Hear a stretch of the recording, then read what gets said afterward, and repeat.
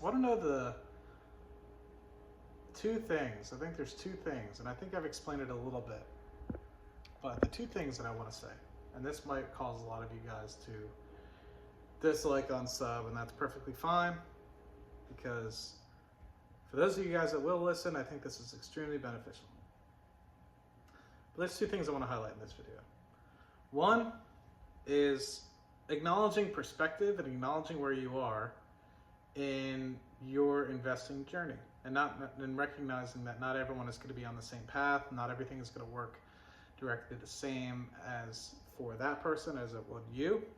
And a lot of it touches on the 5 key things that I always touch on, right? And that's investing objective, time horizon, risk tolerance, how active and passive you're going to be in your investments, and lastly, of course, how often you're going to be contributing capital.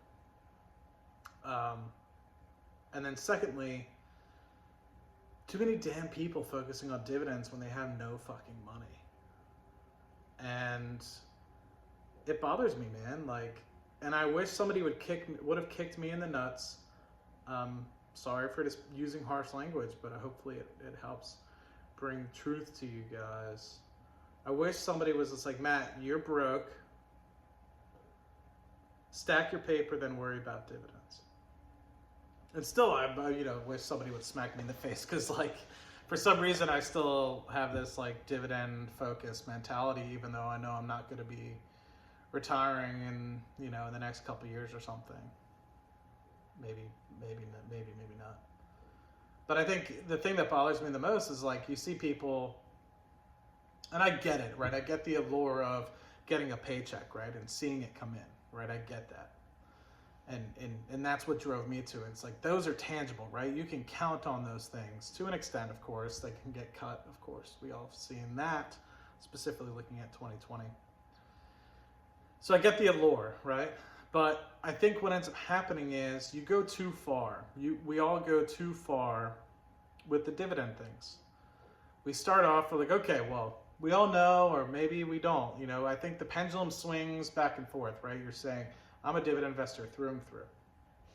And then you say, okay, you get burned on, let's just say, a monthly dividend payer that's like 15 or 20% annual, dividend payouts and stuff of the like, and it gets cut, and you're like, oh shit, the stock price falls from underneath you, and you're like, man, like, I guess I can't, right? And then you go to something like a 2% yielder, like, this is going to be more consistent, right? And then the pendulum slowly starts creeping again.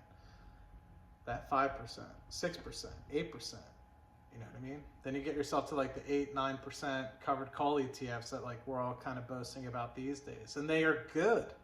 They're great if you're using them for the right purpose. And I think that a lot of people, and it ties into the first point I made, which we'll tie back to, which is perspective, understanding where you are in your investing horizon, understanding where you are in your portfolio management, and what you need at what point. So everybody and their mom is jumping to these covered call ETFs right now. And while I view them as great for the right people, I don't have my whole portfolio in XYLD. I don't have my whole portfolio in NUSI. I don't have my whole portfolio in, and there's a reason for that, right? I'm still accumulating. I'm still growing the portfolio. Had you told me about these things, or had I known about these things, I don't know, 5 years ago, I probably would have been like gung-ho all in them, because back then I was all dividends. This is coming from a person, by the way, that has $900,000 at 30, right? And I still consider myself broke. I still consider myself like far from, reaching the potential in my portfolio. Granted, yes, I know you can retire on $900,000, and I know a lot of you guys would be excited about having that, right? And, but it took a lot of work to get here. But at the same time, it's like I see the full potential of the portfolio being much more than that. And you might be sitting there with $20,000, $30,000, which is phenomenal, by the way. Continue the progress and continue going where you're at. But you're fucking broke, right? I was there. I'm not trying to belittle your situation. I was there, right? Thinking $2 in dividends is great. I got $2 in dividends from Realty Income. I got 50 cents from Stag Industrial. I got 20 cents in my investment in VOO. VOO actually would probably be a good one. But I think we get so caught up in the fact that it's just like, oh, I'm investing in Altria Group, I'm investing in Nusi, I'm investing in this, and it's like you're limiting your potential. You are limiting your potential. And if you're acknowledging that because you're scared, you're acknowledging that because you want lower volatility, you're acknowledging that because you want that consistent income, maybe you're a retiree, very different. But if you're in your young 20s, like I think a lot of people are there in their 20s and 30s that are going on YouTube, looking up investment criteria and utilizing videos like these to make their investment decisions, you're doing yourself a disservice. This is coming from somebody who changed up their strategy 18 months ago and has matured massively after having conversations with growth investors and them being like, I was tired of being called. I was tired of being told I was investing like an 80-year-old man. And it wasn't the fact that people were like, oh, you're an 80-year-old man. It was the fact that I was investing like an 80-year-old man. And I was 28 or 27 or 29. And that didn't bother me. But what then I realized was I have enough money now where if shit did hit the fan, I could use it as dividends if I wanted. I could always go back, right? But I can't buy Google at $1,200 anymore. I can't buy Amazon at $1,800 anymore like I did, right? And those are the key things. It's just like, you can't buy some of these opportunities. These dividend stocks, man, they retrace. They come in and out of favor. They're slow. Caterpillar will dip, I'm sure, back to 150 at some point. You know what I mean? You have to be patient. But the opportunities will arise. Some of these growth stocks, yes, the volatility is there. Some of them will pull back 75%. Case in point, Virgin Galactic. Case in point, Palantir.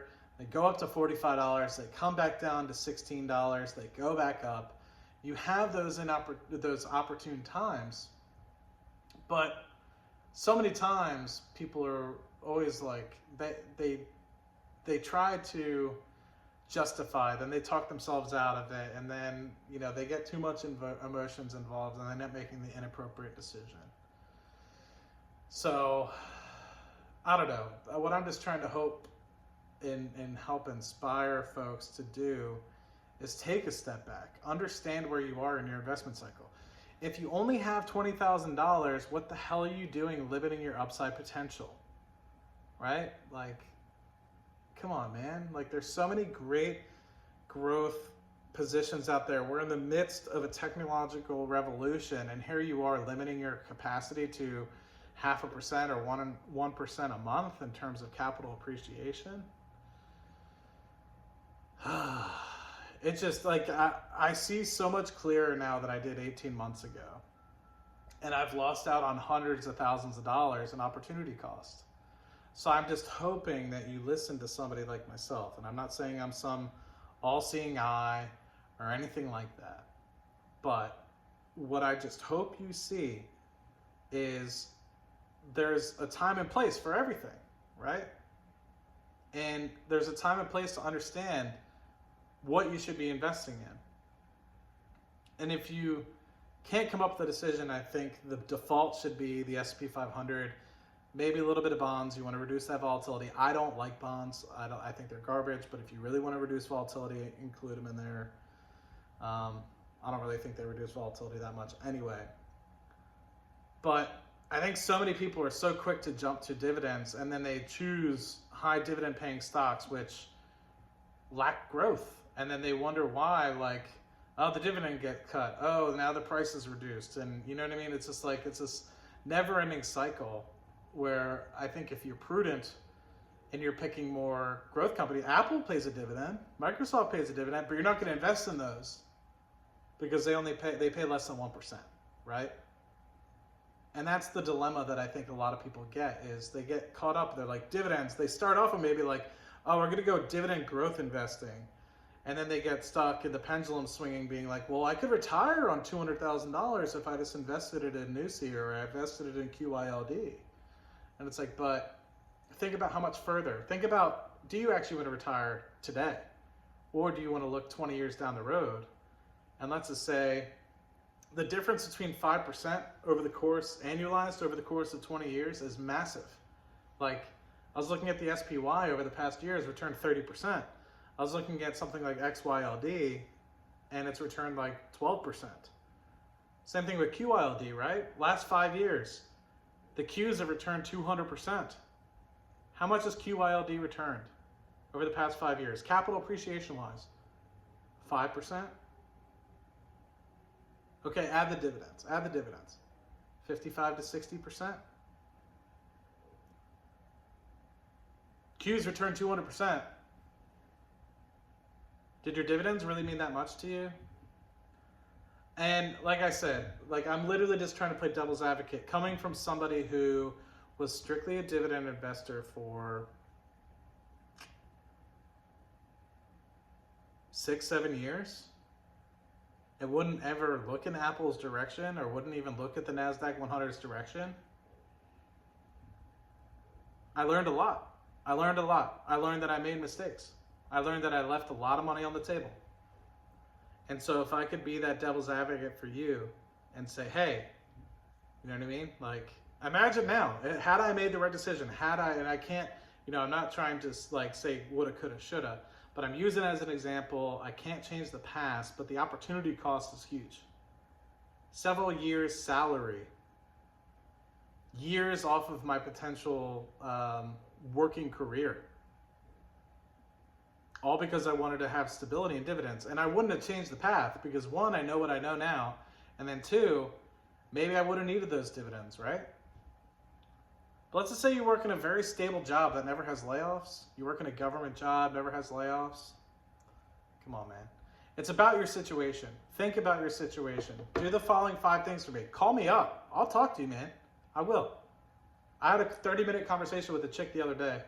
For no reason other than just to make sure that she's cutting down her learning curve. And she was like thinking about doing some day trading thing. I'm like, how much time do you have to dedicate? She was like, I don't know, like 30 minutes a day. I was like, please. I was like, don't think about day trading. Don't. But anyway, do the following. In the comment section, if you've made it this far, leave the following. What's your time horizon? What's your objective? What's your risk tolerance? How often are you adding capital? How actively or passively are you managing your investments? Let's talk about it, man. In the description. Let's do it. Or not in the description, in the comment section. Let's do it. I'll be more than happy to chat with any of you guys. And I think what ends up happening, you guys see a confident speaking person on the internet say that Palantir is the way, this company is the way, and you parrot trade, and you get yourself in a lot of trouble. So at this point, I've probably lost about 20 subscribers. Every time I put up a video, I lose subscribers these days. So, but I want to hope that this is the most real and truthful and inspiring content from the finance community on the internet. And let me know if you guys like this new style of video, just like my rants. I'll, of course, give you guys my monthly updates with respect to the dividend portfolio and how it's coming, and the progress and the affiliate income and the marketing income and options income. I'll be sure to do that. I love doing that. It's nice to document. But I don't know, I get mixed reviews, man. I lose subscribers when I put these videos out, and then I get a lot of good feedback. Love the video. So leave in the comments, man. Would love to hear from you guys. Hope this video finds you guys great. I'll see you guys in the next one. Cheers.